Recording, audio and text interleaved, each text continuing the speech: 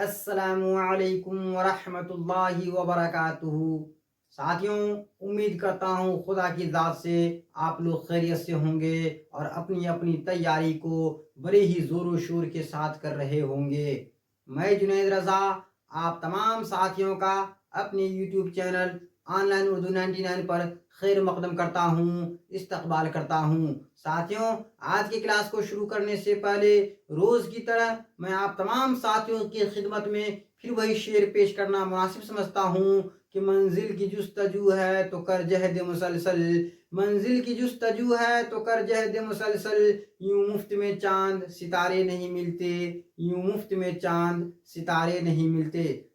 ساتھیوں، آج کے اس کلاس کے اندر میں آپ کو اردو قواعد سے متعلق مزید معلومات فراہم کراؤں گا اور امید کرتا ہوں خدا کی ذات سے کہ آپ غور سے سنیں گے۔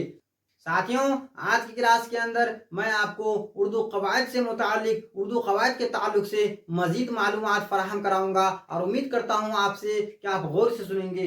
ساتھیوں، جیسا کہ میں نے آپ کو اس سے پہلے کے کلاس میں حروف تہجی کے بارے میں بتایا تھا۔ ساتھیوں، حروف تہجی کی کل تعداد 52 ہوتی ہے، جس میں 15 ساتھیوں ہندی کے حروف ہیں، 15 حروف مرکب ہیں اور 37 حروف مفرد ہیں۔ ساتھیوں، جیسا کہ میں نے آپ کو بتایا تھا، سنگل حروف کو ساتھیوں حروف مفرد کہتے ہیں۔ ساتھیوں، جیسا کہ میں نے آپ کو اس سے پہلے کی کلاس میں، اس سے پچھلے والے کلاس میں حروف تہجی کے بارے میں بتایا تھا۔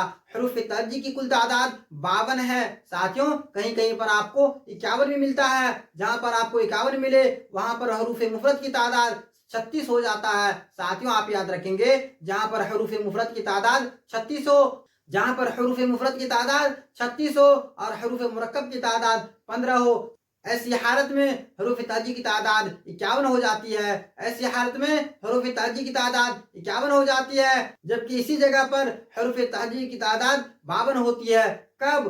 جب مفرد حروف کی تعداد 37 ہو، مفرد حروف کی تعداد 37 ہو۔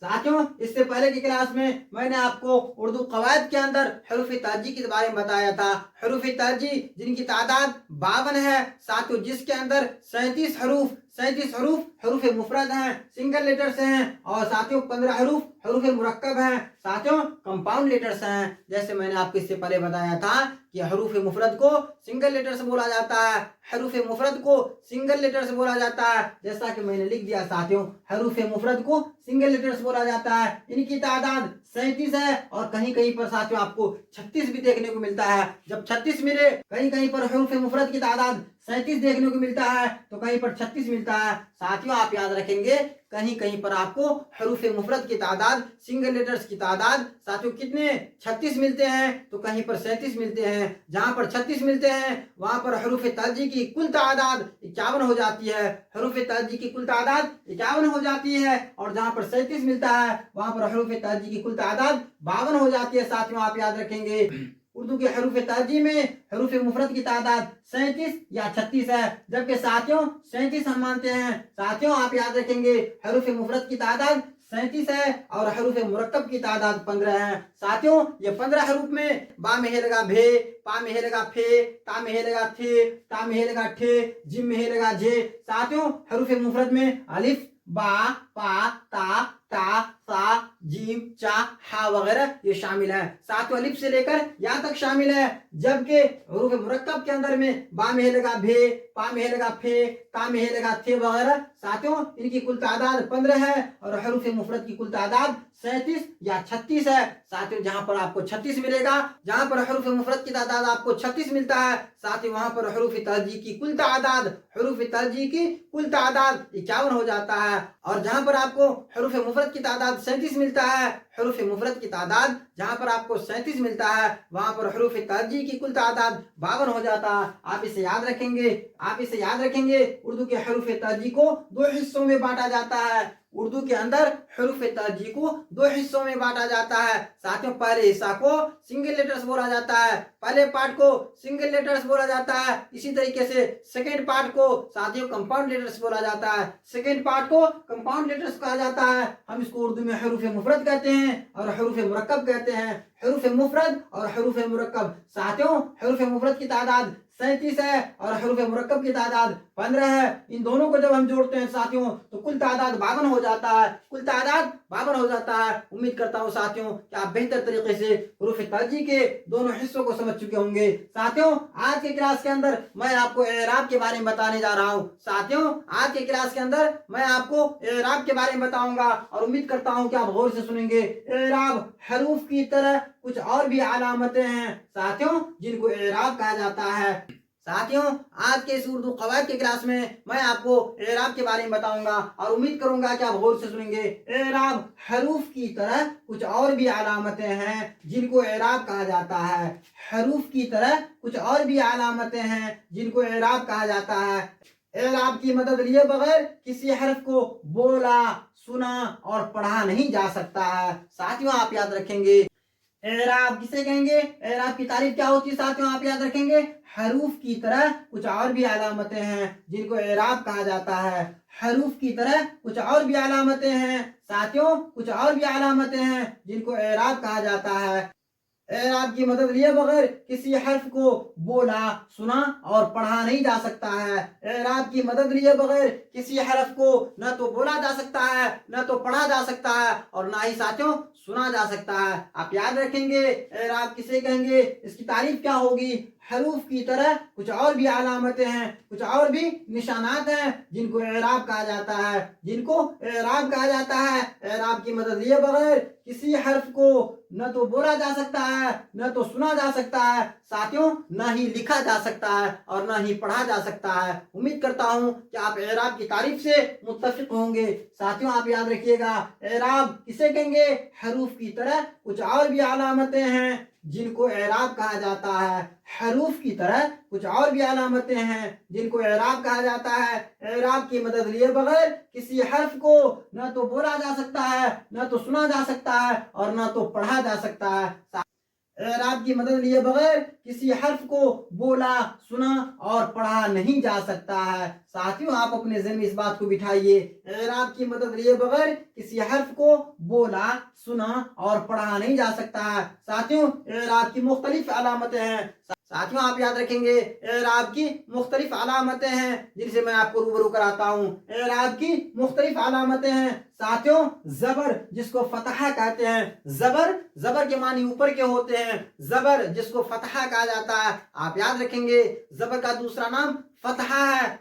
आप याद रखेंगे जबर का दूसरा नाम फतहा है। साथियों इम्तिहानात के अंदर आपसे पूछ लिए जाते हैं जबर को क्या कहा जाएगा, जबर का दूसरा नाम क्या होता है। साथियों इम्तिहानात के अंदर ये पूछे जाते हैं जबर का दूसरा नाम क्या है। जबर का दूसरा नाम फतहा है। जबर का दूसरा नाम फतहा है।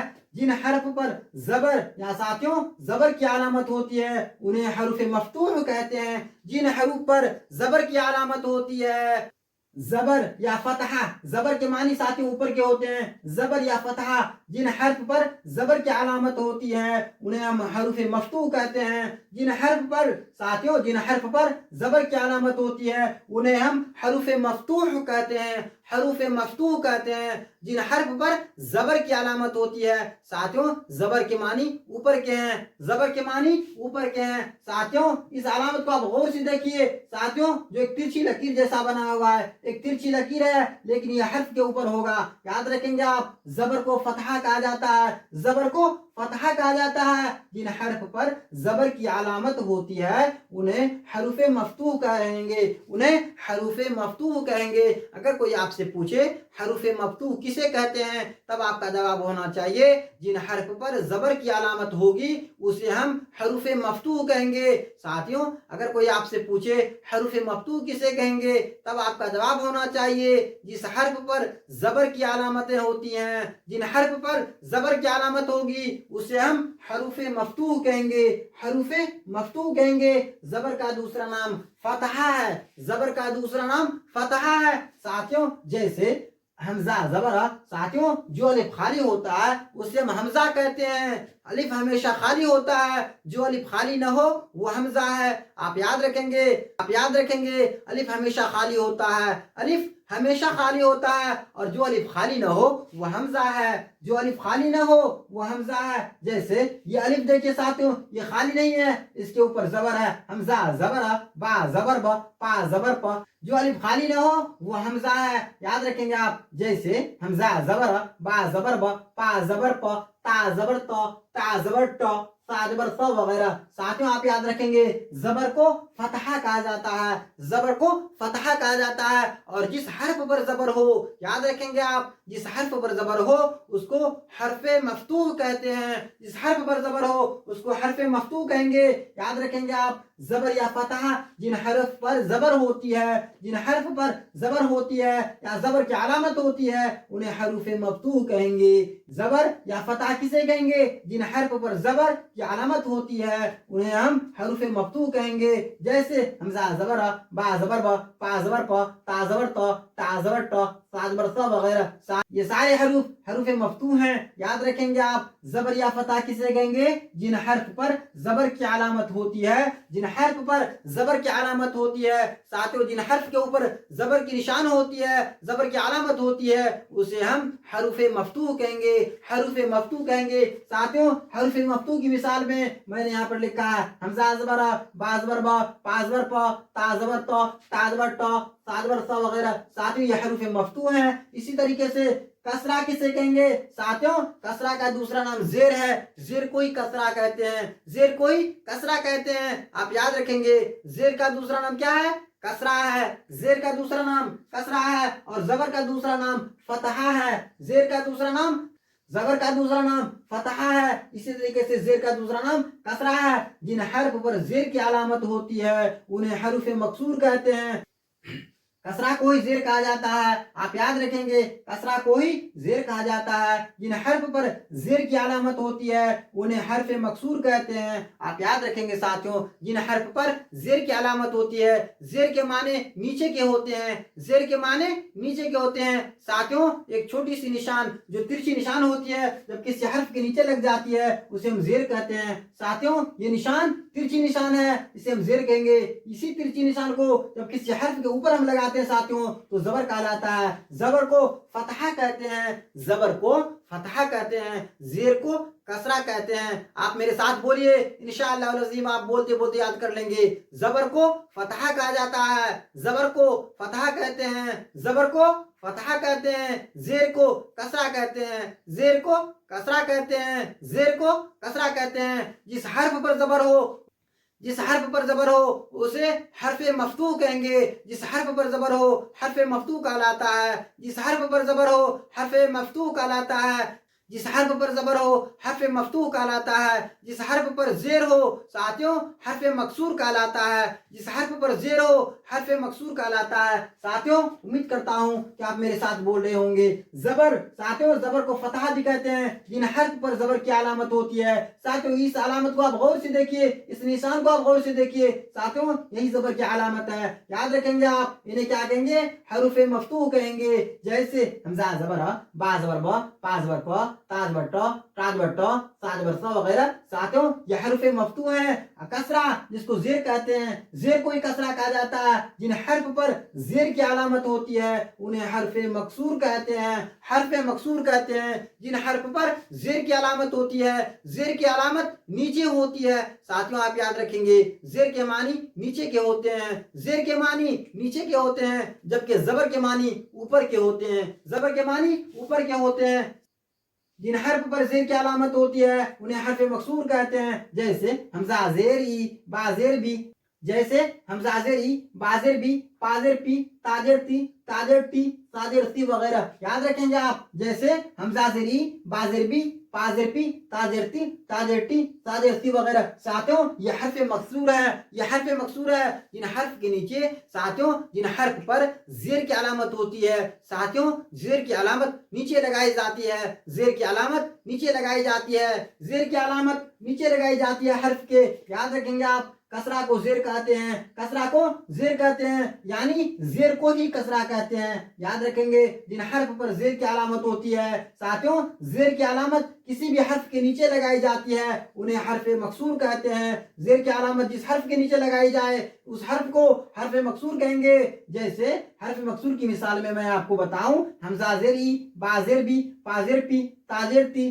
تا زیر ٹی، سا زیر سی وغیرہ ساتھیوں یہ حرف مکسور ہیں۔ ساتھیوں اب میں آپ کو ضمہ یا پیش کے بارے میں بتا رہا ہوں۔ پیش کو ضمہ کہا جاتا ہے، پیش کو ضمہ کہتے ہیں۔ یاد رکھیں گے زبر کو فتحہ کہتے ہیں، زبر کو فتحہ کہتے ہیں، زیر کو کسرہ کہتے ہیں، زیر کو کسرہ کہتے ہیں۔ جس حرف کے اوپر زبر ہو، جس حرف کے اوپر زبر ہو حروف مفتوح کہتے ہیں۔ جس حرف کے اوپر زبر ہو اسے حروف مفتوح کہیں گے۔ جس حرف کے نیچے زیر ہو اسے حرف مکسور کہیں گے۔ حرف کے نیچے زیر ہو اسے حرف مکسور کہیں گے۔ جس حرف کے نیچے زیر ہو اسے حروف مکسور کہیں گے۔ ساتھیوں پیش کو ضمہ کہتے ہیں، پیش کو ضمہ کہتے ہیں، پیش کو ضمہ کہتے ہیں۔ جن حروف پر پیش، ساتھیوں یہ گول والی علامت کو دیکھیے، جن حروف پر پیش کی علامت ہوتی ہے انہیں حرف مضموم کہتے ہیں، انہیں حرف مضموم کہتے ہیں۔ جن حروف پر پیش کی علامت ہوتی ہے انہیں حروف مضموم کہیں گے۔ ساتھیوں آپ یاد رکھیں گے جن حروف پر پیش کی علامت ہوتی ہے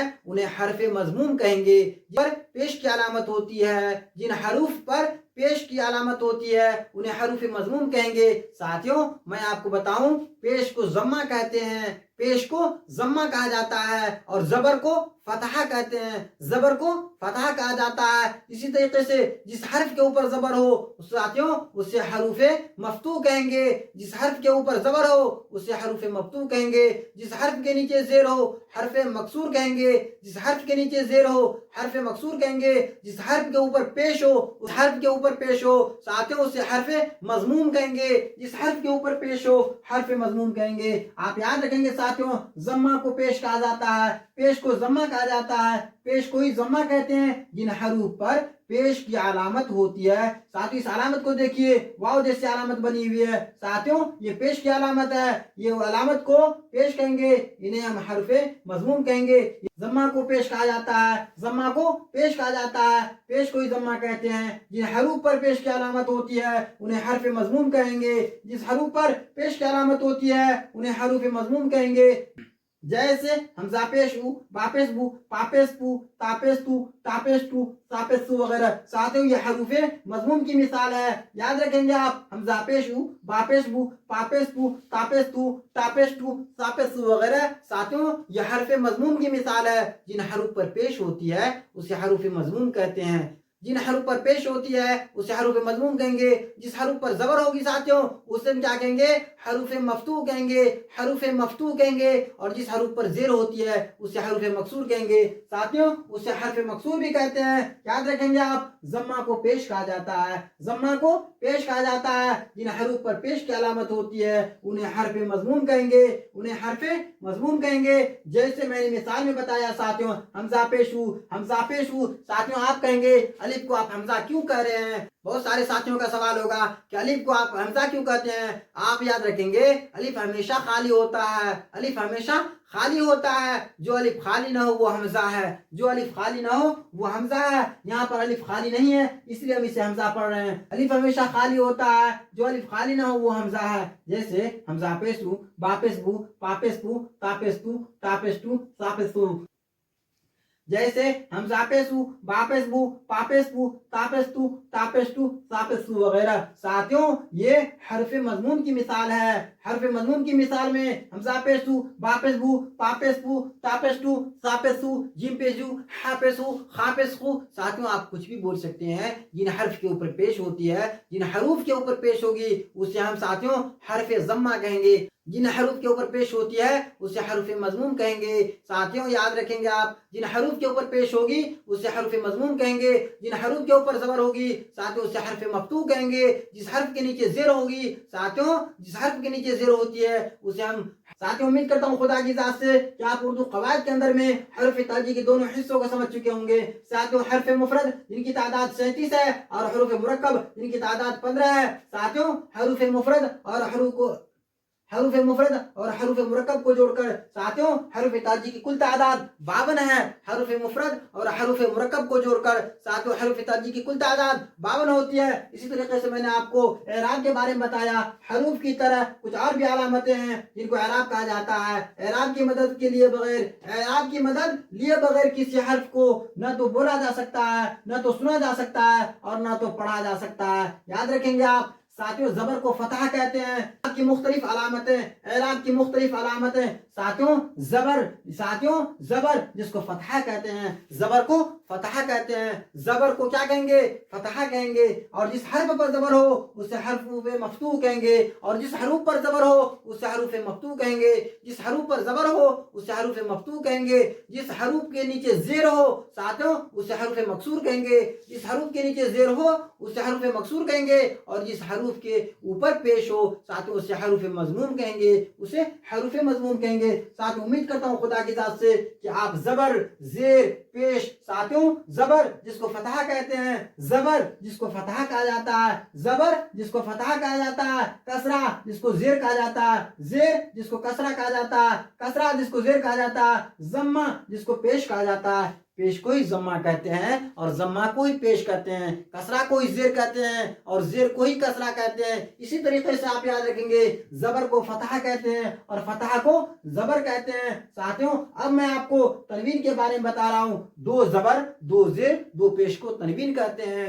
2 زبر 2 زیر 2 پیش کو تنوین کہتے ہیں. یاد رکھیں گے آپ 2 زبر 2 زیر 2 پیش کو تنوین کہتے ہیں. جیسے حمزہ 2 زبر ان، با 2 زبر بن، تا 2 زبر تن، حمزہ 2 زیر ان، با 2 زیر بن، تا 2 زیر تن، حمزہ 2 پیش ان، با 2 پیش بن، تا 2 پیش تن وغیرہ. ساتھیوں یہ تنوین کی مثال ہے. آپ یاد رکھیں گے تنوین 2 زبر 2 زیر 2 پیش کو تنوین کہتے ہیں. ایک ساتھ یہ لگا ہوا ہوتا ہے. ساتھیوں کسی بھی حروف کے اوپر یہ لگایا جا سکتا ہے. ساتھیوں بالخصوص آپ یاد رکھیں گے جیسے حمزہ 2 زبر ان، با 2 زبر بن، تا 2 زبر تن، حمزہ 2 زیر ان، با 2 زیر بن، تا 2 زیر تن، حمزہ 2 پیش ان، با 2 پیش بن، تا 2 پیش تن وغیرہ. ساتھیوں آپ یاد رکھیں گے 2 زبر 2 زیر اور 2 پیش کو تنوین کہتے ہیں. 2 زبر 2 زیر 2 پیش کو تنوین کہتے ہیں. ساتھیوں اب آپ اس عبارت پر غور کیجئے. تنوین کا استعمال عربی زبان سے لیے گئے الفاظ میں ہوتا ہے. تنوین کا استعمال عربی زبان سے جو الفاظ لیے گئے ہیں، جو الفاظ عربی زبان سے آئے ہیں ساتھیوں اسی میں تنوین کا استعمال ہوتا ہے. جیسے تقریباً، اسی طریقے سے قصداً، حقاً، عمداً.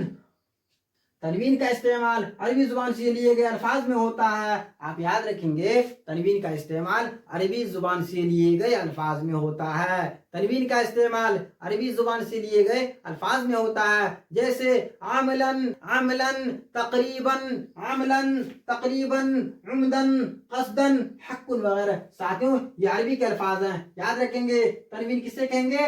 2 زبر 2 زیر 2 پیش کو تنوین کہا جاتا ہے. 2 زبر 2 زیر 2 پیش کو تنوین کہتے ہیں. اسی طریقے سے زبر کو فتح کہا جاتا ہے.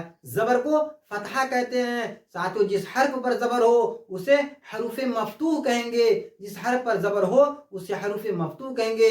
جیسے حمزہ زبر با زبر ب، پا زبر پ. ساتھیوں یہ سارے حروف مفتوح کی مثال ہے. اسی طریقے سے آپ یاد رکھیں گے کسرہ جس کو زیر کہتے ہیں، کسرہ کو زیر کہتے ہیں، یعنی زیر کو ہی کسرہ کہا جاتا ہے. جس حروف کے اوپر ساتھیوں زیر کی علامت ہو. آپ یاد رکھیں گے زیر کے معنی نیچے کے ہیں تو زیر کی علامت نیچے لگائی جاتی ہے.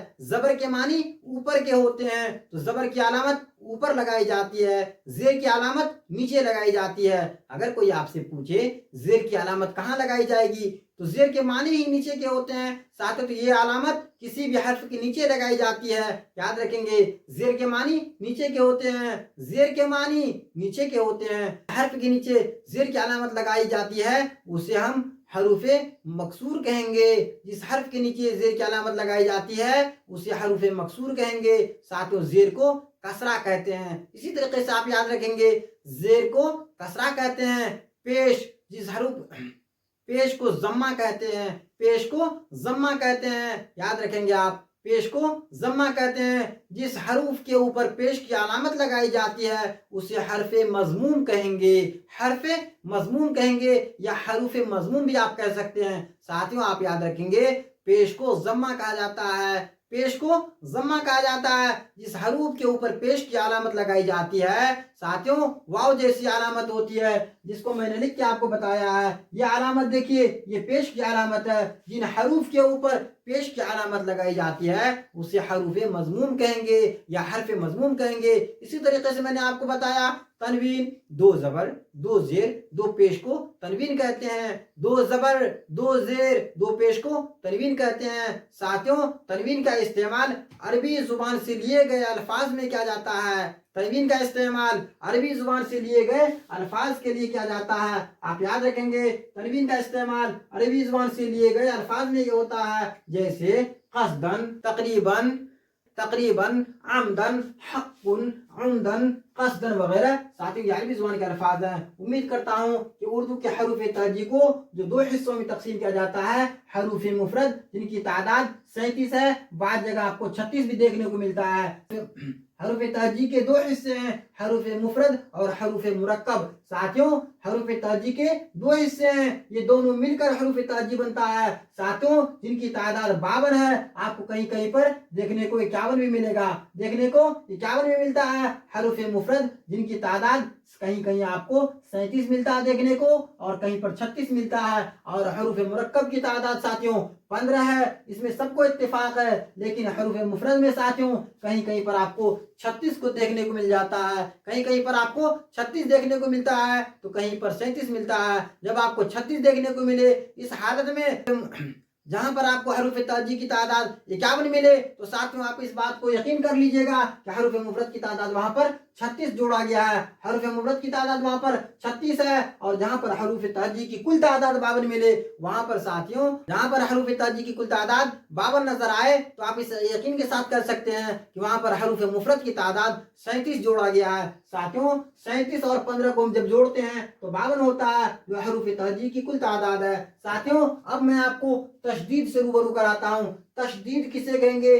تشدید کسے کہیں گے؟ جن حروف پر تشدید کی علامت ہوتی ہے اسے مشدد کہتے ہیں، جن حروف پر تشدید کی علامت ہوتی ہے اسے مشدد کہتے ہیں، اور ان کو 2 بار پڑھا جاتا ہے۔ یاد رکھیں گے آپ، جن حروف پر تشدید کی علامت ہوتی ہے ساتھیوں 3 کے جیسے، ساتھیوں آپ نے 3 کا نشان دیکھا ہوگا، عدد میں 3 جو ہوتا ہے ساتھیوں اسی نشان کو اگر کسی حروف کے اوپر لکھ دیا جائے تو اس نشان کا مطلب ہوتا ہے کہ اس حروف کو جس حرف پر یہ لکھا گیا اس کو 2 مرتبہ پڑھا جائے گا، اس کو 2 مرتبہ پڑھا جائے گا۔ اسی طریقے سے آپ یاد رکھیں گے تشدید، ساتھیوں جس حروف پر تشدید ہو اسے مشدد کہیں گے، جس حروف پر تشدید ہو اسے ہم کیا کہیں گے؟ مشدد کہتے ہیں، اور مشدد والے حروف کو 2 مرتبہ پڑھا جاتا ہے۔ جیسے میں بتاؤں عمار، ساتھیوں میم کے اوپر تشدید ہے، میم کو 2 مرتبہ پڑھا جا رہا ہے، عمار میں میم کو 2 مرتبہ پڑھا جا رہا ہے۔ اسی لیے حماد، حماد میں میم کو 2 مرتبہ پڑھا جا رہا ہے۔ کچا، کچا چا کو 2 مرتبہ پڑھا جا رہا ہے، کچا چا کو 2 مرتبہ پڑھا جا رہا ہے، چا کو 2 مرتبہ پڑھا جا رہا ہے، کیونکہ چا کے اوپر تشدید ہے۔ ساتھوں جس حروف کے اوپر تشدید ہو اسے مشدد کہیں گے، اسے کیا کہیں گے؟ ہم مشدد کہیں گے۔ یہاں پر چا مشدد ہے، عمار میں میم مشدد ہے، اسی طریقے سے آپ یاد رکھیں گے حماد میں میم مشدد ہے۔ اگر میں آپ کو کہہ دوں ڈبا، ڈبا با کے اوپر تشدید ہے، با مشدد ہے۔ ساتھوں جن حروف کے اوپر تشدید ہوتی ہے اسے ہم مشدد کہیں گے، اسے کیا کہیں گے؟ ہم مشدد کہیں گے۔ مشدد کے معنی 2 بار پڑھنے کے ہوتے ہیں، مشدد کے معنی 2 بار پڑھنے کے ہوتے ہیں۔ جن حروف پر تشدید ہوگا ساتھیوں اس کو 2 مرتبہ پڑھیں گے۔ اسی طریقے سے میں آپ کو کہہ دوں پکا، پکا کاف کے اوپر تشدید ہے، کاف مشدد ہے۔ ساتھیوں آپ یاد رکھیں گے جیسے کہ میں نے مثال میں لکھ دیا ہے عمار، عمار میں میم مشدد ہے، عزت، عزت میں زا مشدد ہے، جا کو 2 مرتبہ پڑھا جا رہا ہے، کچا چا مشدد ہے، چا کو 2 مرتبہ پڑھا جا رہا ہے، بچہ چا مشدد ہے، چا کو 2 مرتبہ پڑھا جا رہا ہے، سچا چا مشدد ہے، چا کو 2 مرتبہ پڑھا جا رہا ہے، ملاح، ملاح، ملاح کہتے ہیں ناؤ کھینے والے، پار لگانے والے۔ ملاح کس کو کہیں گے ساتھیوں؟ ملاح کہتے ہیں ناؤ کھینے والے کو، پار لگانے والے کو۔ جب آپ کی نیا کو کوئی پار لگائے ساتھیوں، آپ کے ناؤ کو کوئی کھیے تو اسے کیا کہیں گے؟ ملاح کہیں گے، ملاح کہتے ہیں۔ تشدید جن حروف پر تشدید کی علامت ہوتی ہے اسے مشدد کہیں گے. جس حروف پر تشدید کی علامت ہوتی ہے اسے ہم مشدد کہتے ہیں. اور مشدد کو ساتھیوں اور ان کو 2 بار پڑھا جاتا ہے اور ان کو 2 بار پڑھا جاتا ہے جیسے عمار، عزت، کچا، بچہ، سچا، ملاح وغیرہ. ساتھیوں کلاس کو اور آگے بڑھانے سے پہلے میں آپ تمام ساتھیوں سے پھر مؤدبانہ گزارش کرنا چاہوں گا کہ آپ ہمارے YouTube channel online Urdu 99 پر پہلی مرتبہ جڑ رہے ہیں، اس ویڈیو کو پہلی مرتبہ دیکھ رہے ہیں تو ساتھیوں ویڈیو کو لائک کرنا نہیں بھولیں گے. ویڈیو کو لائک کر دیں گے، چینل کو سبسکرائب کر دیں گے ساتھیوں، اور بیل آئیکن کو بالخصوص دبا دیں گے تاکہ میں آپ کے لیے جب بھی نئے ویڈیو اپلوڈ کروں اس کا نوٹیفیکیشن سب سے پہلے آپ تک پہنچے. ساتھیوں اس ویڈیو کو اپنے دوستوں میں مزید شیئر کر دیں گے تاکہ مزید طلبہ اس سے فوائد حاصل کر سکیں. اگر آپ سی ٹیٹ کی تیاری کر رہے ہیں، بی ٹیٹ کی تیاری کر رہے ہیں، ایس ٹی ای ٹی کی تیاری کر رہے ہیں، جے ٹیٹ کی تیاری کر رہے ہیں، بالخصوص B P S C T R E 4.0 کی تیاری کر رہے ہیں تو ساتھیوں یہ اردو قواعد کی کلاس آپ کے لیے بہت ہی اہم ہے، بہت ہی خاص ہے ساتھیوں، جو امتحانات کے نظریہ سے بہت ہی اہم ہے ساتھیوں. اسے آپ یاد رکھیں گے. ان کے اندر ساتھیوں اس کلاس کے اندر جو مواد آپ دیکھ رہے ہیں یہ سارے مواد این سی آر ٹی پر مشتمل ہے. یہ سارے مواد این سی آر ٹی پر مشتمل ہے جو امتحانات کے نظریہ سے کافی اہم اور خاص ہوتا ہے. ساتھیوں آپ یاد رکھیں گے تشدید کے بارے میں آپ کو بتا رہا ہوں. جن حروف پر تشدید کی علامت ہوتی ہے اسے مشدد کہیں گے. جس حروف پر تشدید کی علامت ہوتی ہے اسے مشدد کہتے ہیں اور ان کو 2 بار پڑھا جاتا ہے جیسا کہ میں نے مثال میں لکھا ہے عمار، عزت، کچا، بچہ، سچا، ملاح وغیرہ. اسی طریقے سے ساتھیوں میں آپ کو وقفہ سے روبرو کراتا ہوں. جن حروف پر وقفہ، ساتھیوں اس علامت کو آپ غور سے دیکھیے، جن حروف پر وقفہ کی علامت ہوتی ہے انہیں حرف موقوف کہیں گے. جن حروف پر وقفہ کی علامت ہوتی ہے اسے حرف موقوف کہیں گے. جس حروف پر وقفہ کی علامت ہوتی ہے اسے حرف موقوف کہیں گے.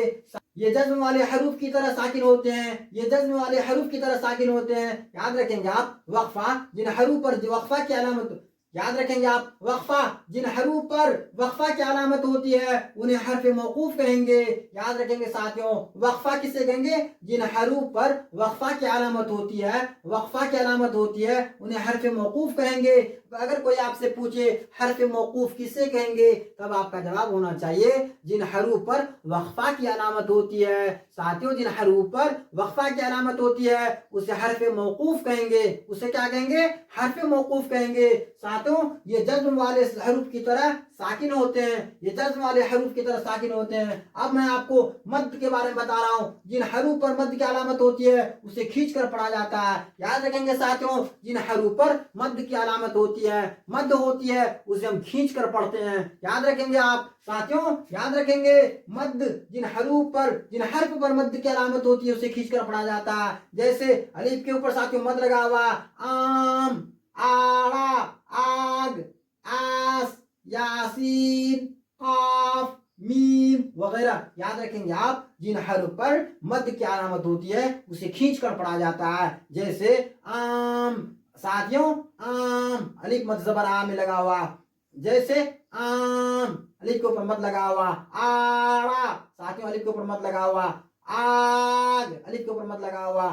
آس اسی طریقے سے ساتھیوں یاسین، آس الف کے اوپر مد لگا ہوا. سین کے اوپر مد لگا ہوا.